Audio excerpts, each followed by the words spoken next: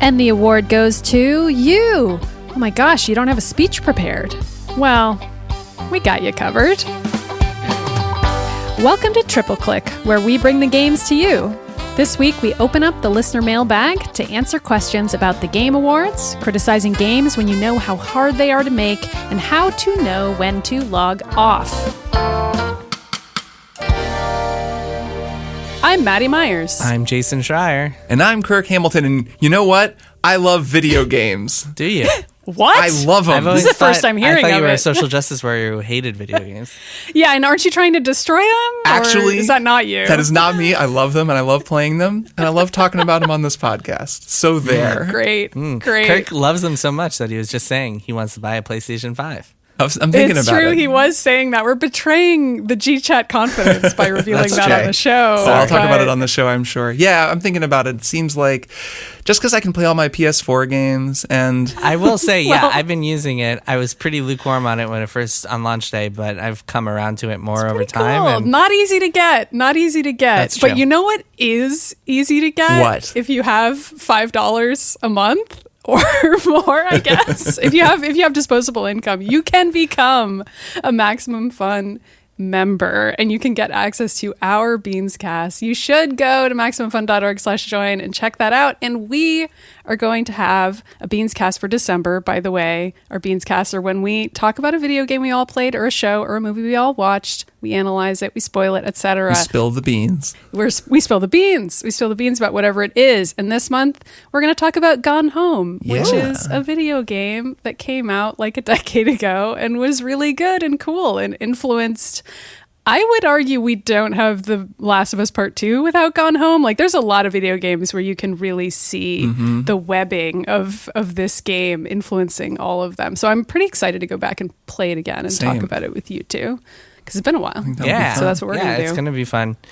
So that'll be at the end of December for all you subscribers, members out there. So let's get to it, shall we? Let's do it. We shall. This week we are doing an episode on burning questions where we open up the listener mailbag and answer your burning questions about all sorts of things. Not someone else's. Just as a reminder, Nope. Specifically Triple Click listeners. just as a reminder that if you would like to send in a question, you can reach us at tripleclick@maximumfun.org. So let's get to it, shall we?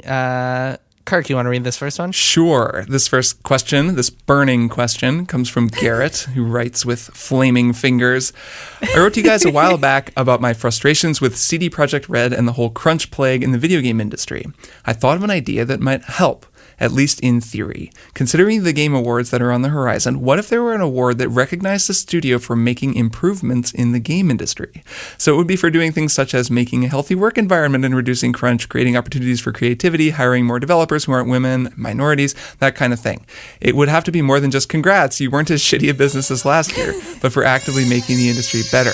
I can also see a lot of problems with such an award. It could be hard to quantify these changes. It would require studios and publishers to be more transparent. Also, there's a possibility that publishers just wouldn't care about it.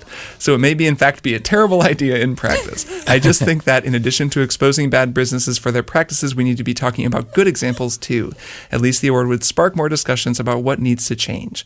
What do you think? Am I a genius, or is this hypothetical award just a deluded fantasy that would make no real impact? So is Garrett a genius, or is he deluded? There's only two options. Yep. Garrett's one or the other. Nothing now in we have to between. decide it. So I think that there's some genius here, but I actually think it should be the opposite way around, where it's like the worst studio. the worst? The shame of the award. year gets an award every Is year. that an award at that point? Or is it like shame, shame, and like everyone chants it while they're walking up onto the stage? Yeah. Well, and then every game publisher is trying to avoid getting the worst award, the worst studio Avoid award. the shame award?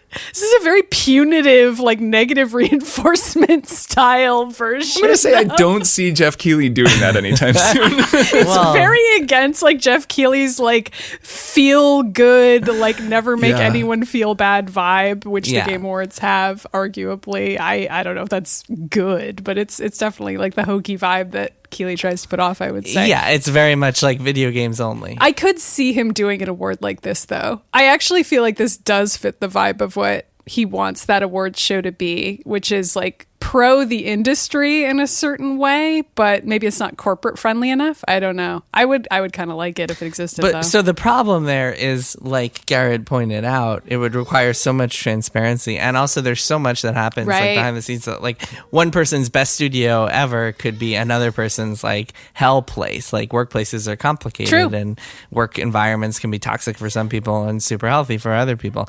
I've certainly heard about studios where, like, I thought they were great places to work, and then they turn, like Ubisoft, for example, I thought was a pretty great place to work until suddenly this cascade of like sexual harassment and abuse and misconduct scandals started coming out this summer. So the problem with this idea of an award for best studio is that, like, you just don't know unless you have someone surveying every single employee of the studio. Right. And then you have to like, quantify what's the it threshold, in some right? way. Yeah. Well, right. If it's a vote, then you don't really have to quantify. You just have to kind of like present the results. I feel like it couldn't be a vote, though, because then what are you voting on? Like, how much crunch is too much crunch? How bad of a boss are the majority of the bosses Maddy, there? I mean, that's fundamentally what are you voting for with Game of the Year? Right. Like, is it the best possible stories? That's a good point. So that's less of an issue, I think, than the fact that you could be voting for contenders that have these like dark sides that you don't even know about. And that, I think, is the fundamental problem.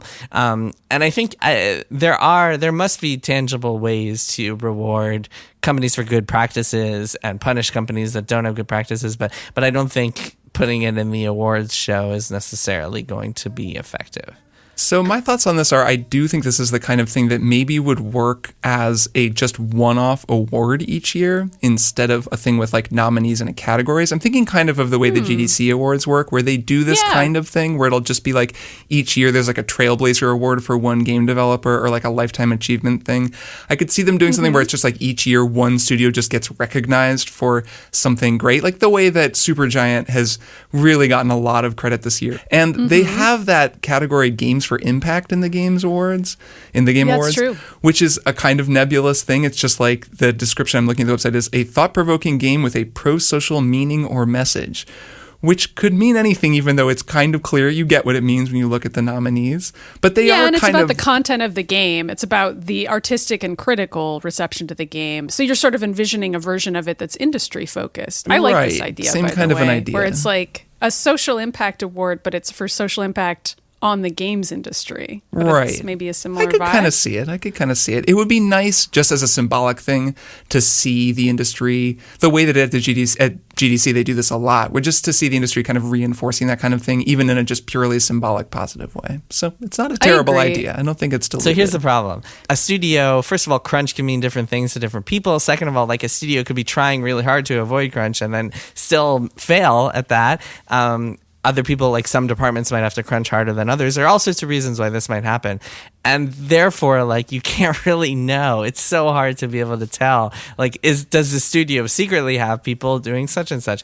Another example is, like, a few years ago, I tweeted once in response to someone that, like, from what I had heard from people at Insomniac, they didn't really have to crunch super hard on Spider-Man. And then I kind of regretted tweeting that because it became, even though it was just like a reply to someone, it became part of the discourse to the point where people bring it up all the time. Right. Even though, like, I then later on heard from someone who was like, oh yeah, I crunched really badly on that project. Oh yeah, that project was really tough for me for other reasons.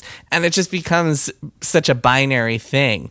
And that is really the rub here, which is like we as human beings tend to categorize studios and narratives as like the good studio or the bad studio. And every single studio is somewhere in between on the spectrum. And just creating an award really just like encourages the binary approach more. Isn't that going to happen no matter what, though? Because we already have the Game of the Year awards and every other awards award are below stupid as them, hell. and people already interpret them in a certain way, in that binary way, where like you already see getting the award as a reward for that studio's behavior and condoning it in much the same way that you would with sales being really high for a game or critical reviews being really high for a game. Like, all of those things are condoning that studio's practices, whether we like it or not. So even if there were just one award that was in theory condoning a studio's practices for being less bad than other studios, like, yeah, I'm sure there would be people out there in every case who would be like, it's so ironic that my studio won this award because actually my boss is a piece of shit. Like, that will happen at any company that's big enough, I think. It just statistically.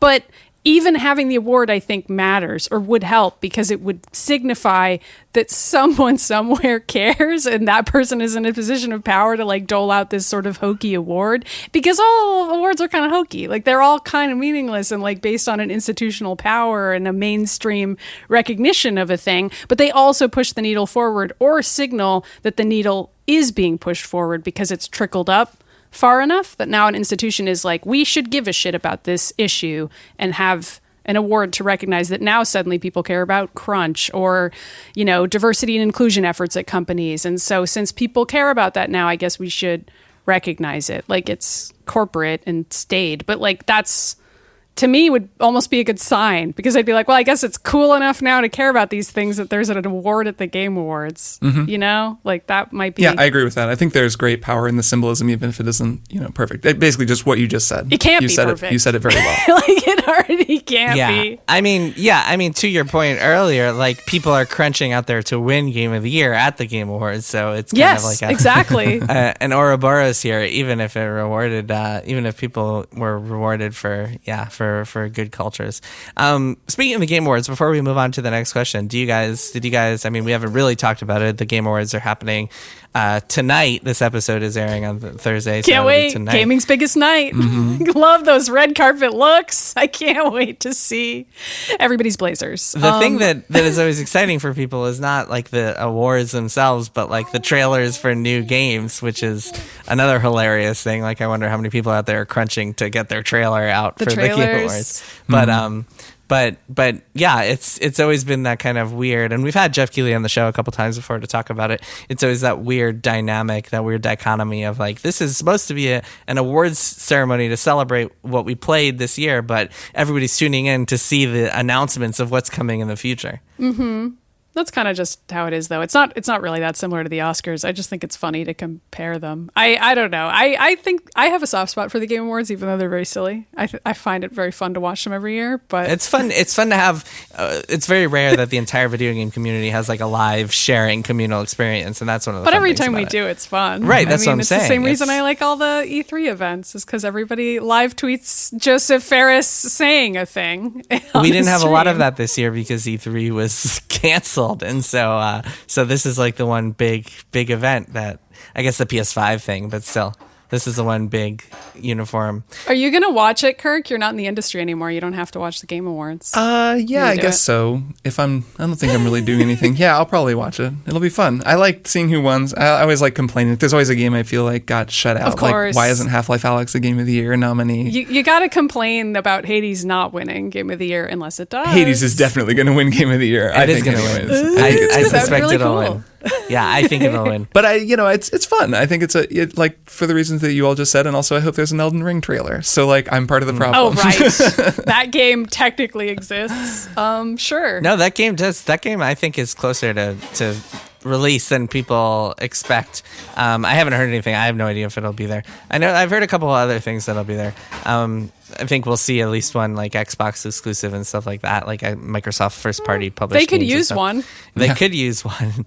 I think usually Nintendo is there with something or another, so we'll probably see something from them. It should be fun. It should be a couple of fun things, even if there's nothing like Bombshell.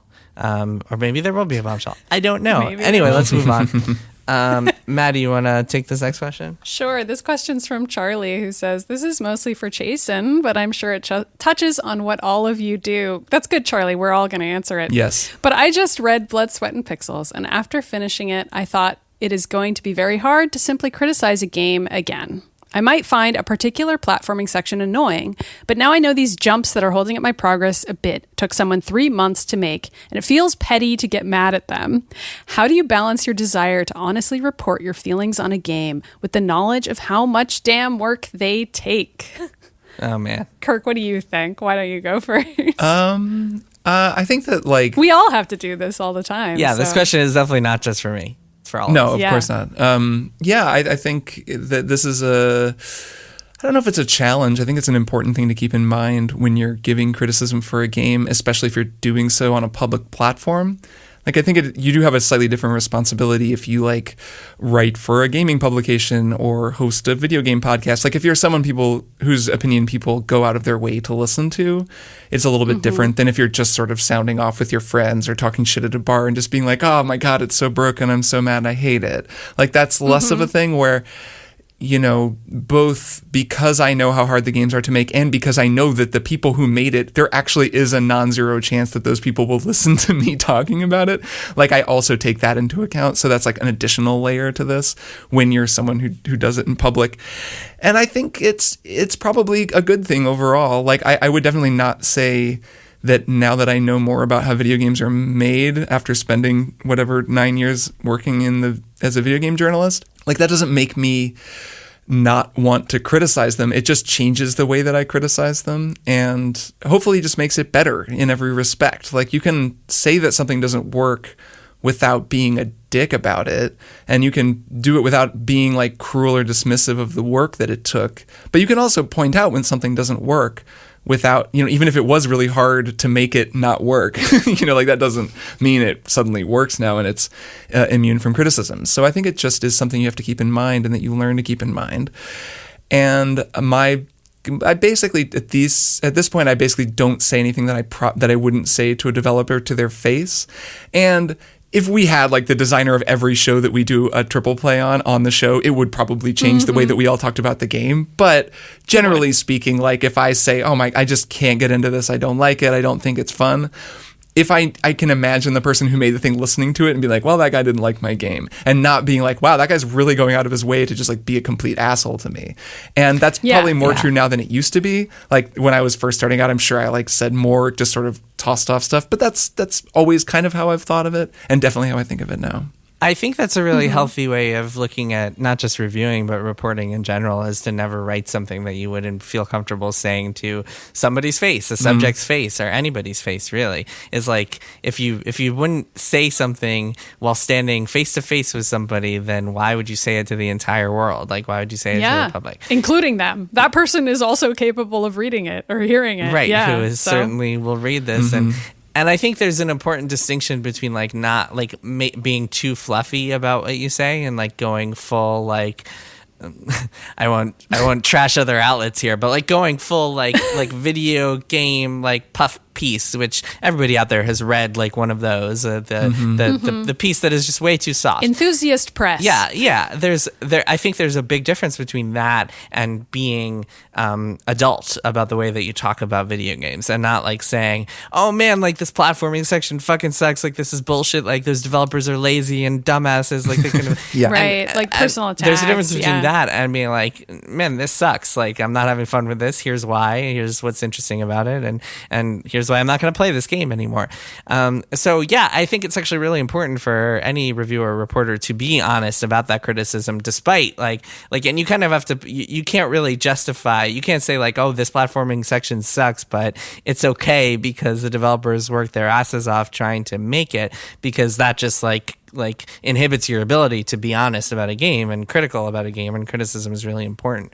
But as long as you are approaching it with that mentality that Kirk mentioned of like, imagine you were saying this to the person who made it, then I think you can be brutally honest without being disrespectful about it. Yeah, I agree. I also think it can be really valuable to always remember that a piece of art is made by a person, or in a case of video games, hundreds and hundreds of people. And just thinking about that every time you play anything, I think has really strengthened me. And like you, Kirk, I feel like I didn't used to think about it that way as much, maybe when I didn't know as much about how games are made. But now that I do know, I think it's made me a better critic, because I'm more likely to think about a game that has poor pacing in terms of what led to that part being included in the game. And then when I criticize it, I think of it in those terms. And I'm like, they clearly spent a lot of time on X, but Y was really interesting and they could have included more of that. And that's how I would consider the game succeeding or failing, is by looking at what it does well and thinking about how that could have worked in its favor, or looking at what it does poorly and why, and being like, why did they spend so much time on this thing and why didn't they do this other thing? Because people made it. It's not like this game is just this mystical object that was found in a field somewhere. Like, right. People chose to have it be the thing that you're playing, and if it sucks or if it rules, then that's because those people made those decisions. And why did they? And what about it made it work? Yeah, So, which makes games more interesting and enjoyable to play, I think. I mean, so just thinking of like a bad game example, I'll always remember Anthem. The point that I quit is the point that I quit that game is the point where it asks you to go around to the tombs and like start doing all this checklist of like busy work. It's just part of the middle of the game. And I looked at that and immediately I was like, wow, this is very much the developer saying, our campaign's too short. We need a couple hours of filler in the middle. And that kind of helps you, like knowing that was likely the case kind of helps you approach it from a more empathetic angle, because you can understand why the developers would be in that situation, but it doesn't make you have to like the game or say it's a good game or anything, and you can just be like, you know what, I'm not playing anymore, which is certainly what I did. Yeah, I think that understanding that relationship between the people who make art and art is it's like the thing that makes art so exciting. It's the reason that video game criticism has become better. It's one of the primary reasons over the last 20 years is that they're no longer viewed, as this isolated thing that just exists. There's more of a relationship between the creator and the game, even though it's much harder to tease that out with a big AAA game, since some sections of the game are made by completely different people than other sections. It's still there. And it's like the thing of, I don't know, I've been thinking a lot about Fleetwood Mac just because like Dreams was the song of 2020 in so many ways. And like that song was written by Stevie Nicks about the end of her relationship with Lindsey Buckingham. He's playing guitar on it in this amazing way. They're like playing together, and it's a great song and you can just love it. But then once you know that, it makes it so much richer and so much more interesting. And like, that's just, it's like every piece of art is that way, and games are the same way. So if you force yourself to think about it, you'll wind up having a like much stronger appreciation, even if it is for something that you don't like. So yeah, I think just it's like a win across the board to just be more aware of the creative process. Yeah, to be more empathetic in general. And by the way, to your point earlier, Kirk, about us having a public platform, I think what people don't even realize these days is that if you're posting on Reddit or Twitter or anything, there's a very good chance you could have a very public platform too. Like if you are on Reddit and you're on the Cyberpunk Reddit and your post happens to get to the top of a thread because it gets a bunch of upvotes, then chances are the developers are going to see it. Chances are a lot of people are going to see it. So this is sort of like everybody has a loudspeaker now, which makes it even more important for people to be empathetic and to not call game developers lazy or like do any of the kind of lazy criticism of games that we have seen so often. Yeah. Okay, next question. Max asks, my question for you guys is around social media, mental health, and gaming. For context, I'm a male in my mid-30s. I work as a psychotherapist, and I've been playing video games my entire life. I recently heard Triple Clicks and other gaming's coverage on gaming journalism's coverage on The Last of Us Part 2, in part to help me process my thoughts and feelings of my playthrough of the game. This is an older email. In the past, I've been cautious about interacting with social media and gaming due to how toxic and unaccountable people on the internet can be with their actions and what they say. However, gaming journalism mentions significant controversy surrounding The Last of Us 2 and social media that could be relevant to my understanding of the game and gaming and culture in general. What are your thoughts around the reading of or interacting of Twitter and other social media around gaming? Do you feel it's a necessary or useful part of enjoying a particular game? And if so, how do you know when your gaming social media consumption is transitioned from being productive into something more toxic and self-harming? This is easy. No, you'd never need to look at Twitter. You never need to send any tweets. Keep playing the game. Ignore it. Done. Question answered. We solved it. Also, delete Twitter. Delete all of it. Yeah, I think so. I think that I have a lot of thoughts on this, obviously. So I think Twitter is not great, right? I think it's pretty much known to people who listen to this show that like I'm not a huge fan. And I do think that just my initial reaction to all the mentions of the controversy around The Last of Us 2 on Twitter could be relevant to Max's understanding of the game and of gaming culture in general. I think that's like the trap, right? That's how Twitter gets you. That's my thought reading that is I'm like, it's a trap, right? I'm Admiral Akbar yelling and no one's listening to me. Because I don't think that it gives you the kind of understanding of gaming culture that anyone needs to have. I don't think that the insight that you'll get if that's your main motivation for going on Twitter, is like a great reason for it. But I do think that there's fun to be had with gaming and social media. Like, it's not all the toxic hell's pit that we talk about. Like, it can be a great place to just goof around and riff with people. It's fun. Like, I feel like Demon Souls has been fun on Twitter just because people I follow will just tweet funny videos of themselves getting owned or sharing strategies. Yeah, I just tweeted a good video. You saw my video. Yeah, that was a good video. Owned, right? Yeah. So, and I think that's fun to like watch people get owned, and, especially if it's Jason. And like, so that's a good reason to go on There's Twitter, a sense of community there. I think that's pretty fun, and it can be fun to at least follow gaming personalities. But then it just sort of, I mean, my own experience of Twitter is just so different than the average person, just because I'm like a video game person who's followed by a lot of people. And so like, I don't know, I recently tweeted a thing where I was sort of glib about Yakuza, and most people just thought it was cool because it was about this amazing looking bread. But then some people got really mad because it kind of didn't know me, or like didn't know I was just kind of being glib and kidding, and then got really upset, and I wound up like being like, it just stressed me out, and it was sort of this just bummer experience. I just deleted the tweet and was like, okay, whatever, like I don't care, like if people don't get it, this is spreading too quickly. Been there. And, like, that stuff, been there many times. Yeah, same. Yeah, that stuff all sucks. And like, as soon as GamerGators get a hold of your tweets, that's even just people who don't know you, like just it gets people out. who don't understand it, or like willfully misunderstanding it. Yeah, it gets 5 or 6 social circles away from you, and soon it's just like people are like, well, who the fuck is this guy? And then and so that sucks, but that's also like unique to me maybe, or like to someone who has a lot of followers. I don't know. Because I feel like maybe your tweets get surfaced more because once you pass a certain follower threshold, like Twitter just becomes a completely different website than what it is when you're in the early stages of it. Yeah. To your point about Dark Souls, by the way, I saw a really interesting thread, and I'll link this in the show notes, by Stephen Lumpkin, who's a game designer at Guerrilla Games, and he was talking about Dark Souls and the way, like, why it's such a different genre than we're used to, and he was just he was dissecting the genre as from a game designer's perspective. And one of the things he mentioned was that it's very much a multiplayer game, and that series is very much a multiplayer series, not in the sense that you're playing with other people, because there's like a limited multiplayer component in it, but in the sense that you're playing to like single player, and you are talking about it in such global conversation that's really what makes the game special, is like this communal language and talking about bosses and sharing clips and reading about it on message boards, reading about the secrets that other people have found, all that sort of thing. And yeah, for that sort of thing, I feel like social media is actually a pretty pivotal component. And I would argue that like Dark Souls games are really not the same if you're not talking about them and complaining about them and reading other experiences about them on the internet somewhere. It doesn't have to be Twitter, but like somewhere on the internet. Right. I think Twitter isn't as good for that as somewhere like Discord, for example. Right. Like a Reddit, or Discord. Come on the triple click Discord and like talk about Demon Souls. Like that will probably be fun because there's like other nice people there and you can get a little conversation going. Where on Twitter you can either feel like you're kind of shouting into the void, or you're like replying to some big Twitter person's tweets and like not really having a conversation.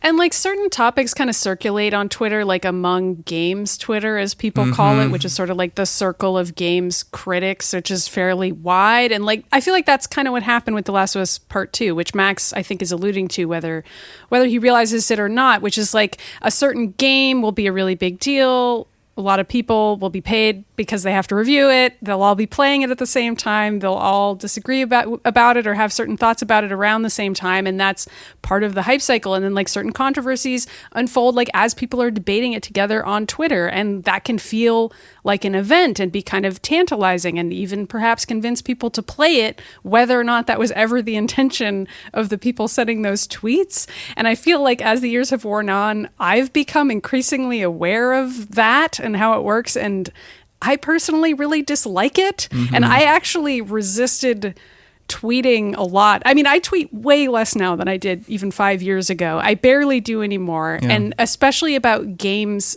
like that, like hype cycle games, even if I'm reviewing them, I'm like, I'm going to really try to limit this because I don't know how else to put this, but it's like, I don't want to advertise the game. That isn't quite what I mean, but it sometimes feels that way to me, where I'm like, if I'm tweeting constantly about this game, what does that say for me as a journalist and a critic? And like, what am I contributing to? And what does this mean at this point? And it can make me feel really weird. All this to say, I don't really think you're missing that much, Max. I feel like by reading articles about a game, you're probably getting the best version of what it originates as frustrated Twitter threads among critics, and then they just ideally put that into articles, and like that's the good shit. And the Twitter is just like the weird zone where things could be articles, but they're not, and they're just like weird disagreements. And yeah, I mean, if you want to follow personalities, or if you want to get things as fast as humanly possible, so if you want to be the first person, or if you want to like see what people are going to blog about in 6 weeks, like see the takes that will turn into blogs.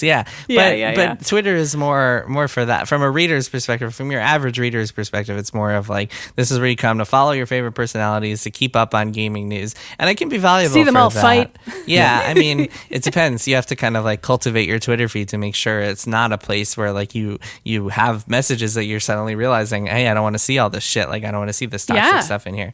And that can be tough. And it can be tough from the journalist perspective to like make sure that you're staying on track and like not succumbing to your worst urges, which is very easy to do on Twitter. I feel like Twitter encourages that stuff too. Like, just encourages you to waste time on the platform. Yes. Like, that's precisely what it was designed to do. And I'd rather write an article or like edit an article or do something else. So to Max's last question, which is how do you know if your social media consumption has become toxic or self-harming? There are some ways to tell. Like you, Maddy, I cut way back on Twitter, and especially video game Twitter. I just don't tweet that much anymore. I have like restrictions when I check in. I don't have it on my phone anymore, just because, like you said, it's very much designed to get you on there all the time and to be this infinite scroll and to be very engaging.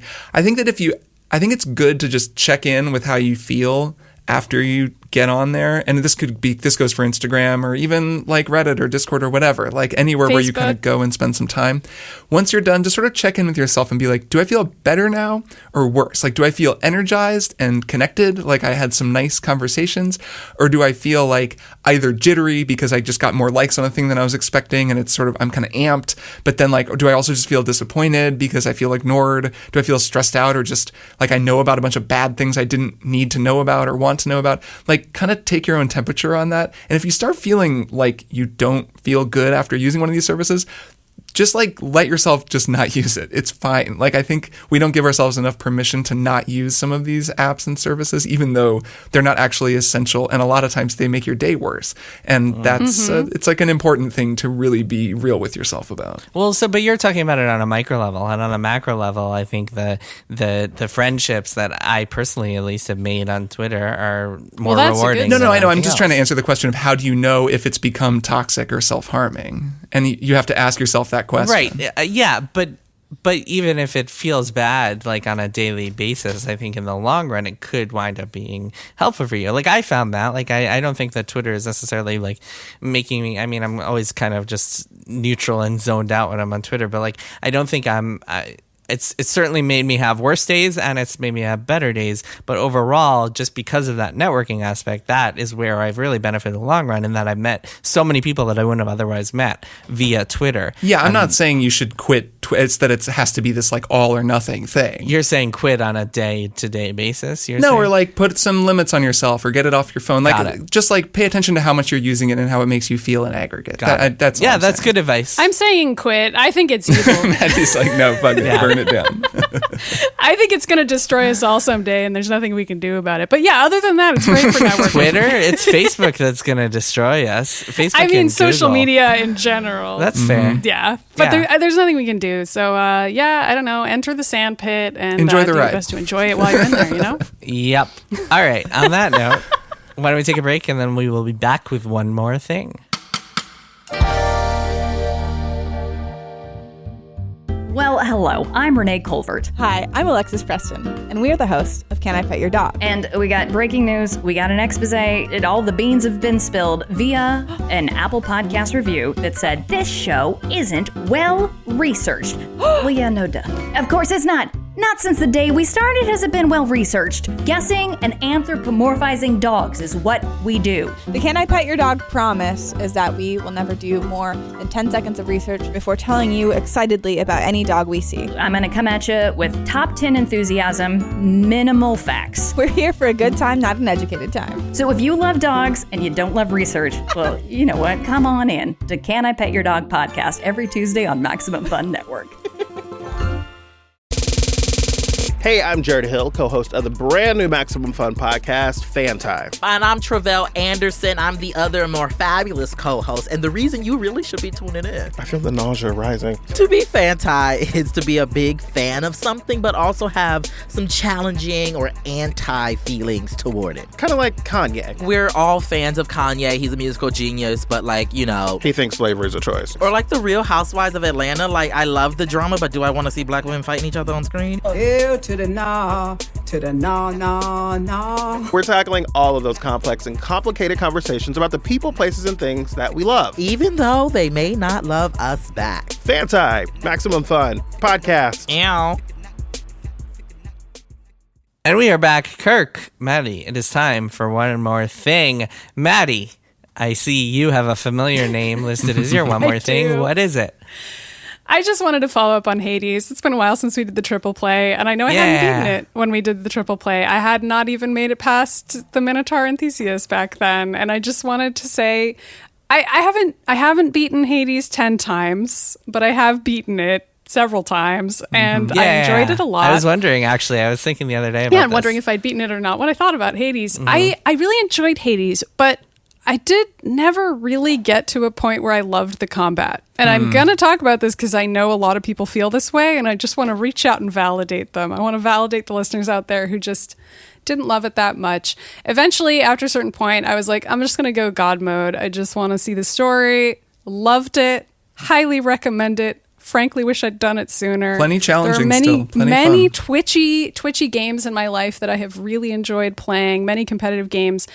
Isometric visual noise, as it turns out, not really my thing. If there's too much visual noise on the screen, I shut down. And this is like a fun fact I've learned about myself. And there are like a lot of enemies in this game that I never really felt like I got that good at. Like the butterfly sphere guys. I hate those guys. Yeah, they're tough in There are just particular. some enemies that I was just like, this isn't fun. I don't like it. Elysium is The is hardest really enemy, not. I think, my least favorite one is they're the ones that shoot the 3 laser beams. They're in the final Yup. level. I just don't You know know what? what to do about them. I actually don't mind those guys. Well, you can get behind them pretty quickly. Yeah, you can get behind those guys. The big diamond guy who shoots Oh, yeah. out lasers everywhere, like that guy. the boss, the No, mini-boss? the mini boss in like Tartarus, who only shows up Mm-hmm. like sometimes, and like Tartarus is so freaking easy. But like Yep. that one guy, I was always like, this guy sucks. He wrecks I'm me. like, I hate him. I don't know. So anyway, my point is, I still love this game. It's still absolutely one of my top games of the year. I think it's so well designed across the board, even though there are things about it that I just hate. But part of it is because they have God mode in there. And like when you are getting annoyed at playing the game over and over, which you have to do in order to see the story, like you have to play the game over and over and over and over again. And if certain enemies annoy you, doesn't matter. You still have to play against them a billion times. So I just wanted to say I think it's worth it. I think it's worth doing that. I think it's also worth turning on God mode if you're like me and you get tired Yeah, of I it. liked God mode too. Were you playing on Switch? I'm curious. I am, yeah. And I tried a bunch of different things. I tried using docked mode and playing with the Pro controller, which feels very different, by the way. I don't know if you tried that, but it's Oh, like yeah, it I played a lot is a that way. much more like competitive way to play. But playing in handheld mode was usually how I played because this game, like I just bring my Switch to my girlfriend's apartment, you know, the only other location I go to, and then I would like get on some Hades runs over there and then, you know, come home, play a run before bed. It's like 40 minutes to play a run in this game usually, so you can kind of log in time that way. And having it handheld does make it easier to beat in that sense because you can just carry it with you around the house. But yeah, it is easier on the Switch Pro controller. I will say that. I found, and I really want to do all the end game stuff, but I went and just played some on PC because I also have this game on PC. Right, And yeah. at a even Is there cross save? They haven't added it yet, but they're going to. They're a little behind on it, but they're going to add it at some point. And when that game is running at a high frame rate consistently at 1440p, or I'm sure it runs in 4K, it is actually, I find it a lot easier to scan. And I'm with I'm you sure that it would like, be. because there's some frame rate stuff on the Switch version, there are times where I'm like, my skill is almost not a factor here. Like I can't keep up with Yeah. all this. I'm just kind of getting hit some and it's okay.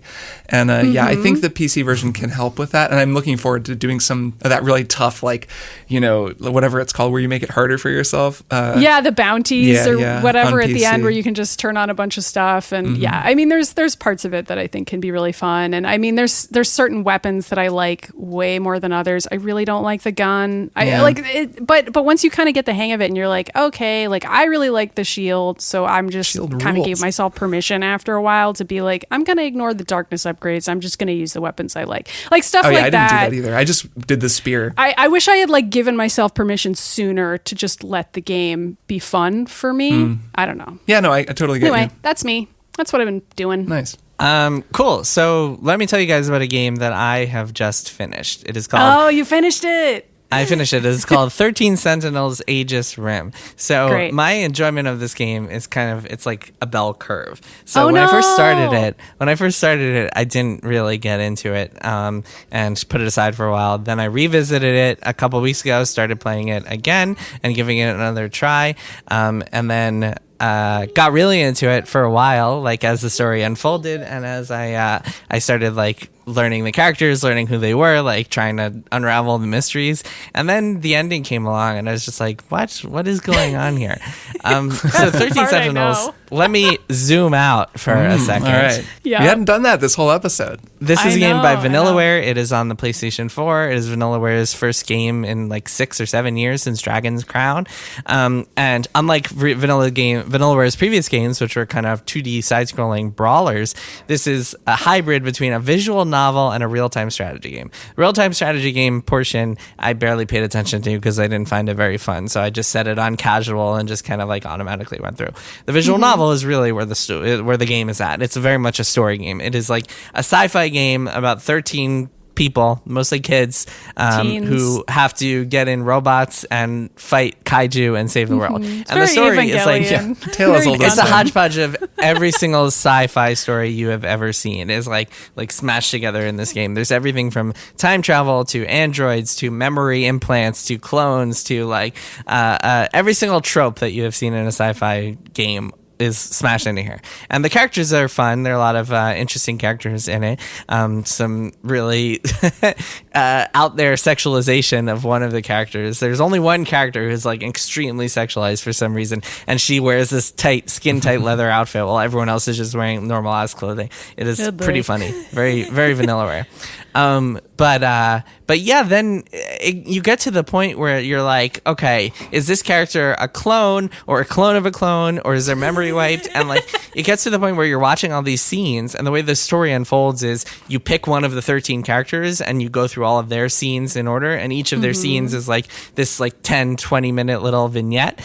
So it's very digestible. It's very easy to play. It's a very fun game to play because each of these are like little short stories or like episodes of a TV show. It's very, very well structured. But so much of it is so confusing and deliberately confusing, where you don't know why people are doing things. You don't know what their motives are. You don't know who's who's supposed to be who's when, who knows about all the secrets at which point. And you're just like left in this constant state of confusion. And there are parts that are explained, but so much of it is just so overwhelming at all times that it's like it's enjoyable for a while, but in the end, at least for me, felt really unsatisfying.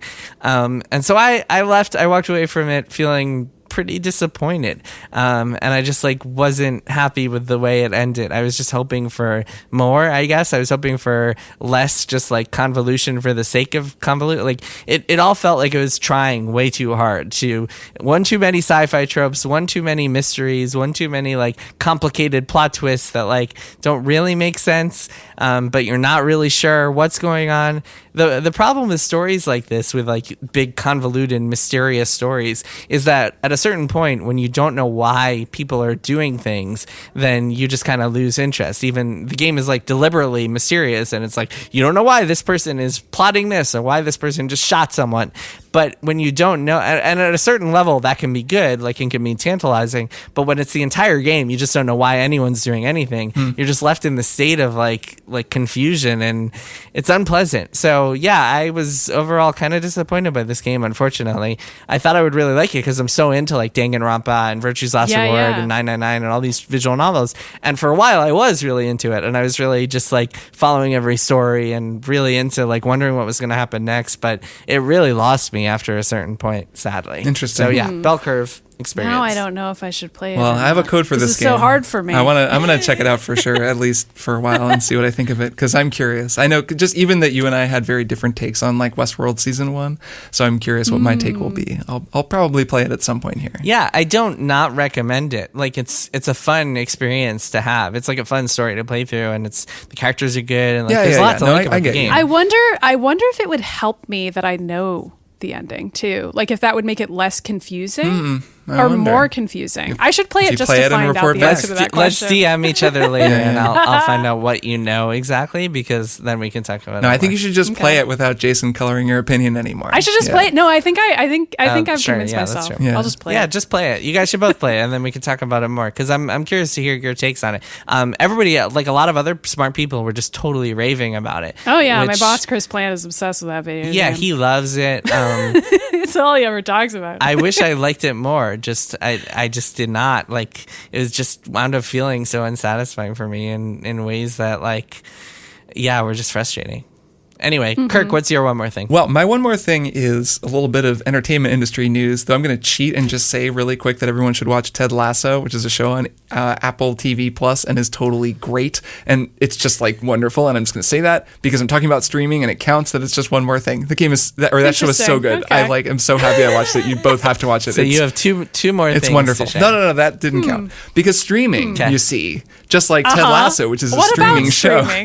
So I'm sure you've both seen this news. I know I linked you both this Hollywood Reporter article about this Warner Media thing. The movie landscape has been changed forever. Yeah, so there's this Warner Media thing that happened that I'm not sure if it's quite as huge of a deal as it seems initially, but it's pretty big, and we'll link to the story in the show notes for anyone who doesn't know the particulars. But basically what happened is Warner Media had announced that the new Wonder Woman movie is going to be released in theaters and on HBO Max for a month on Christmas, which is a pretty big deal. And Disney's doing the same thing with Soul, the new Pixar movie that's also coming out on Christmas.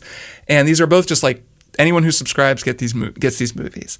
And they had to do some whole complicated dealing with like theaters where they're giving them a better revenue share because they have to get them on board with the fact that this is also going to be on streaming when it's in theaters. It's a whole thing. But then Warner announced like whatever a few days ago that they're releasing all of their 2021 movies for a month on HBO Max. So the same deal for every movie. And this is like the new Matrix movie, Dune, the In the Heights adaptation that I'm super excited about. The Mortal Kombat adaptation that is so many movies. Like, question mark. The Sopranos prequel, which comes out in March and which will give us a good excuse to talk about The Sopranos. And so I don't know what to make of this. There's this wild THR article that's wild to me. Maybe it's the most wild thing about this is just that the talent side of this, the directors and the agents are so pissed off about this, understandably, and they're able to articulate it in this article with these just absolutely like fire quotes. The one is Christopher Nolan, who's like made all of his movies for Warner at the beginning. Here's his quote. I'm just going to read it. Warner Brothers had an incredible machine for getting a filmmaker's work out everywhere, both in theaters and in the home, and they are dismantling it as we speak. They don't even understand what they're losing. And then he says, some of our industry's biggest filmmakers and most important movie stars went to bed the night before thinking they were working for the greatest movie studio, and they woke up to find out they were working for the worst streaming service. And that just a bird. Just an unbelievable quote. So just a wild bird. I don't know what I want to talk about. Partly it's that I almost wish there were more quotes like that in the video game industry, but like everything is so buttoned down and no one would ever say something like that. But that's pretty amazing. But that article is worth reading. We'll link it in show notes just because there's so much anger being expressed so plainly with Warner for making this decision, for not telling people. Yeah, because probably so much of their money is on the back end, so it would have been based on theatrical but revenue. They're already screwed. I mean, that's the part. I don't know what I'm talking about, but I feel like what else were they going to do? There's no way this is going to work. Well, so if we're thinking, I assume they're all hoping that like stuff will get to push back to the second half of next year when maybe people will be able to go to movie theaters again.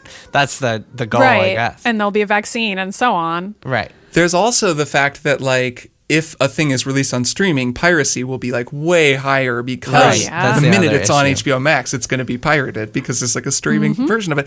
There's The fascinating part of this whole thing is that the reason this is happening is because what happened was Time Warner wound up getting bought by AT&T. The two companies merged, and HBO became part of this whole deal. And there's a lot of complicated executive maneuvering. But long story short, they launched HBO Max. It didn't turn out the way they hoped it would because it was super confusing for a variety of reasons. apparently it's doing badly. Well, they should put it on Roku. I'm just saying, put it on Roku, guys. They Right. should. Well, They that's- should. They yeah, keep that's- saying they're developing that. Like, we but- can't even watch it. I have to watch it on my Speed it up. PS4, and it's so annoying. Anyways, continue. And they're looking around, and like Netflix is kicking ass, and Disney Plus is kicking ass with like original content and like all this other shit, and all these other streaming services are eating their lunch, and so they come out and they're like, "How do we get HBO Max subscribers? course. Okay, let's try this."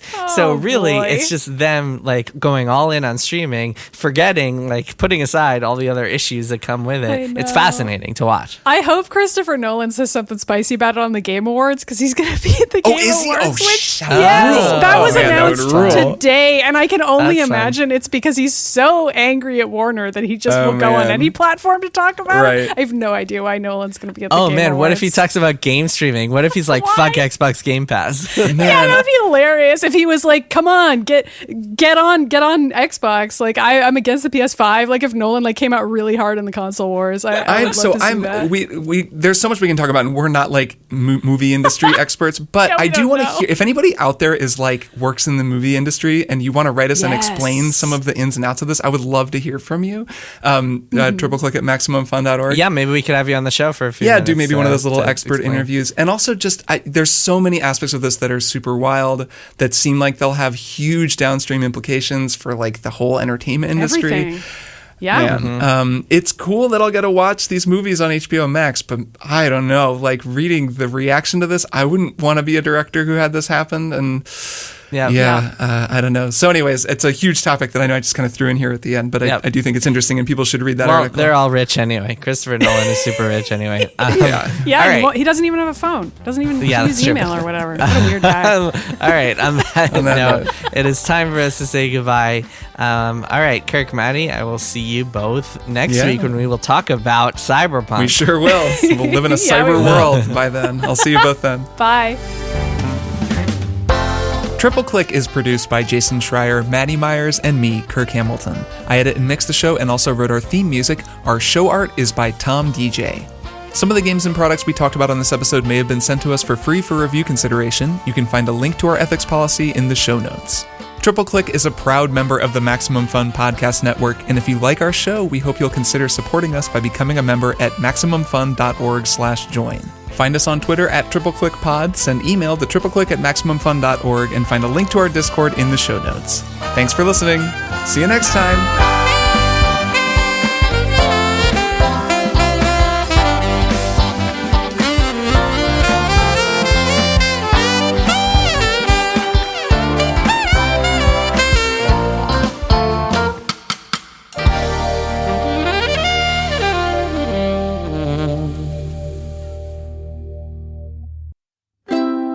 MaximumFun.org. Comedy and culture. Artist owned. Audience supported.